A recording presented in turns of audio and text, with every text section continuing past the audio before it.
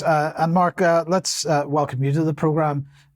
We've been talking about birth rates in recent weeks, but you have an update on that for us. Hello, good morning from Texas, a very early morning.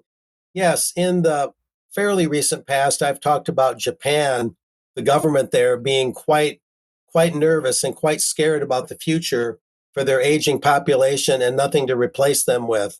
And they're not the only country. Italy has also seen small villages virtually disappear from the lack of birth rate. At any rate, Stephen Mosier with the Population Research Institute recently wrote for lifenews.com this article, the headline being, "The world is running out of children as global birth rates collapse." And the implications are far reaching. Social security systems that need more young workers to pay into the system could very well collapse as well. This is particularly prevalent in the United States, but also elsewhere. Now, some of what Mosier had to say is as follows. The collapse in birth rates that began in post-war Europe has, in the decades since, spread to every single corner of the globe, he says. Many nations are already feeling what he calls a death spiral, filling more coffins than cradles each year, a rather jolting consideration. Just this past year, Mosier writes, Japan lost nearly 1 million people, Poland lost 130,000. However, the big story comes from China, home to 1/6 of the world's population. China finally admitted that its population was in fact shrinking, but demographers, including Mosier himself, believe that the numbers have actually been falling for almost a decade. I'll briefly note that Mosier is formerly an atheist pro-choice guy, and when he went to China himself and saw their policies and actions, he converted to Christianity, he says. The average Indian woman, Mosier goes on to say, has been having only 2 children over her reproductive lifetime, the Indian government reported in 2021, well below the 2.25 or so needed to sustain the current population, Mosier went on to say. And there's a little bit more to share. The same story is being repeated all over the world as birth rates in Latin America, Middle East, and even Africa are reportedly collapsing. The current total fertility of Tunisian women, for example, is estimated at 1.93. That's 1.93. The result of all these empty wombs is that humanity just passed a major milestone, but not necessarily one to celebrate.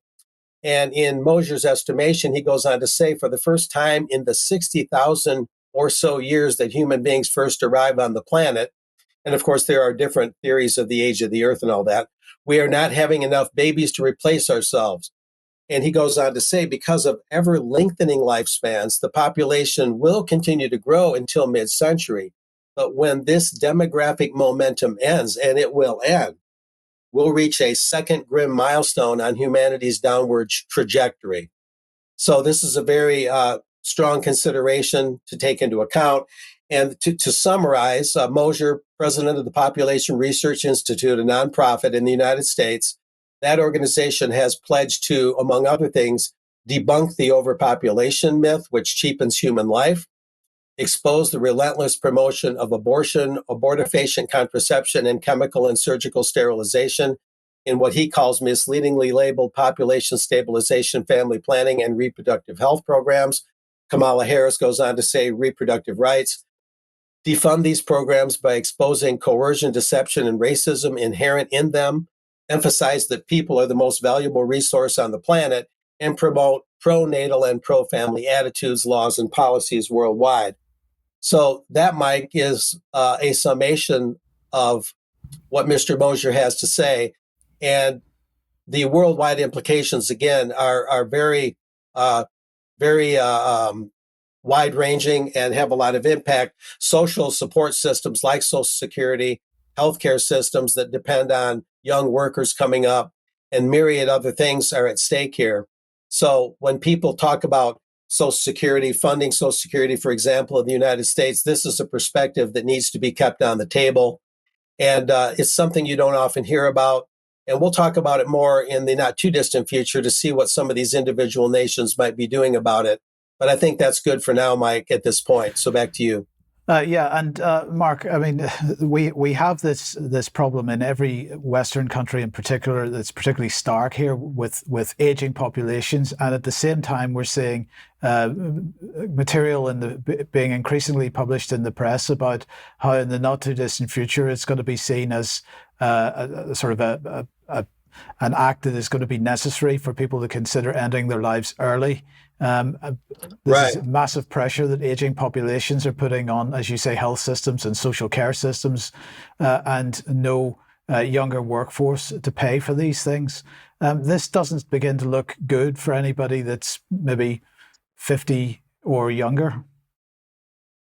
Yeah, I'll only add that you make a good point there, Mike. It's not just the birth rate and issues like abortion, issues like people simply not wanting to have children. It's not just the abortion industry and people that are migrants and are always on the move and having a family just doesn't work out.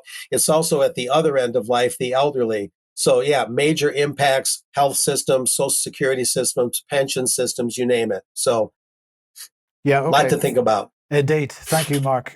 Okay, if you like what the UK column does, you would like to support us, the place to go is support.ukcolumn.org. There are various options to help us out there. We do need your help and your financial support. It's what keeps us going. And again, thank you to everybody that is helping us with that. But have a look at that and see if you can help. Otherwise, find something from ukcolumn.org and ukcolumnextracts.co.uk and promote it because we are censored and we do need you to be the algorithm. Now, Debbie talking about vaccines again today. We've been playing with YouTube recently again to see just what the limitations are on YouTube. If it wasn't for the fact that Wednesday's program had already been caused a strike and we therefore are not allowed to live stream on YouTube again for another 2 weeks, today's program definitely would have done it. So Debbie, well done there. We'll keep people posted on this situation in the coming days and weeks. You can help by picking something up at the UK Column shop. That would be very helpful as well. There's plenty to have a look at there and more items coming. But if you haven't got to pick a copy of Your Life in Their Hands, please do grab one. And for all the people overseas that are dying to get a copy of this, we have found a solution to this. And so from, I believe, the 1st of November, the shop will be going international once again. And everybody overseas will be able to pick something up from there. So we will keep you posted on that. Charles' interview with Claire Wills-Harrison, otherwise known as Lures for Light on Telegram, is up on the UK Column website. If you haven't seen this, it is fantastic. Have a look at that. Brian is premiering another episode of Walking the Dog on YouTube and his YouTube channel at 11 a.m. Because this is relatively uncontroversial, I believe he still is able to premiere on YouTube on his channel.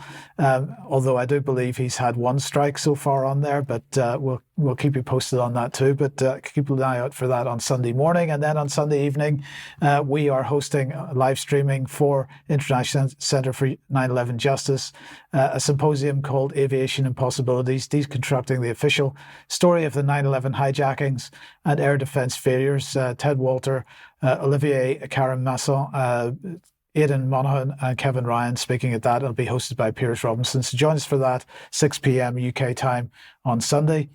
Don't forget, 19th of October, the UK Column on Location conference taking place in Bristol. Tickets still available for that. Join us for that if you possibly can.